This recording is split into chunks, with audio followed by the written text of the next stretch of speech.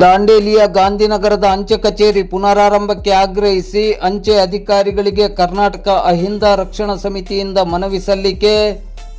ಕಳೆದ ಅನೇಕ ವರ್ಷಗಳಿಂದ ದಾಂಡೇಲಿಯ ಗಾಂಧಿನಗರದಲ್ಲಿ ಕಾರ್ಯನಿರ್ವಹಿಸುತ್ತಿದ್ದ ಅಂಚೆ ಕಚೇರಿ ಸ್ಥಗಿತಗೊಂಡಿರುವುದರಿಂದ ಸ್ಥಳೀಯರಿಗೆ, ಅದರಲ್ಲಿಯೂ ಮುಖ್ಯವಾಗಿ ವೃದ್ಧರಿಗೆ ಹಾಗೂ ವಿಶೇಷ ಚೇತನರಿಗೆ ತಿಂಗಳ ಪಿಂಚಣಿ ಪಡೆಯಲು ತೀವ್ರ ತೊಂದರೆ ಎದುರಾಗಿದೆ.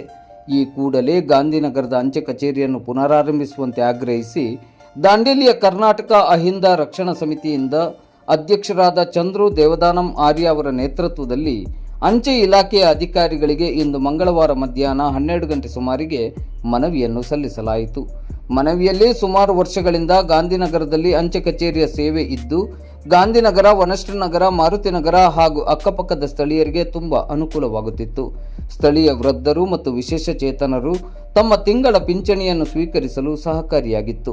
ಇಲ್ಲಿಯ ಅಂಚೆ ಕಚೇರಿ ಸ್ಥಗಿತಗೊಂಡಿರುವುದರಿಂದ ದಾಂಡೇಲಿಯ ಕೇಂದ್ರ ಅಂಚೆ ಕಚೇರಿಗೆ ತೆರಳಿ ತಿಂಗಳ ಪಿಂಚಣಿ ಹಣವನ್ನು ಪಡೆಯಲು ವೃದ್ಧರಿಗೆ ತೀವ್ರ ತೊಂದರೆಯಾಗತೊಡಗಿದೆ.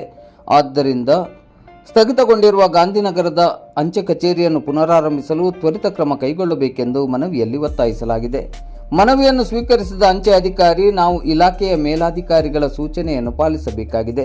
ವಿಶೇಷವಾಗಿ ವೃದ್ಧರಿಗೆ ಹಾಗೂ ವಿಶೇಷ ಚೇತನರಿಗೆ ಮನೆ ಬಾಗಿಲಿಗೆ ತಿಂಗಳ ಪಿಂಚಣಿಯ ಹಣವನ್ನು ತಲುಪಿಸಲು ಅಗತ್ಯ ಕ್ರಮವನ್ನು ಕೈಗೊಳ್ಳಲಾಗುವುದು ಎಂದು ಭರವಸೆ ನೀಡಿದರು.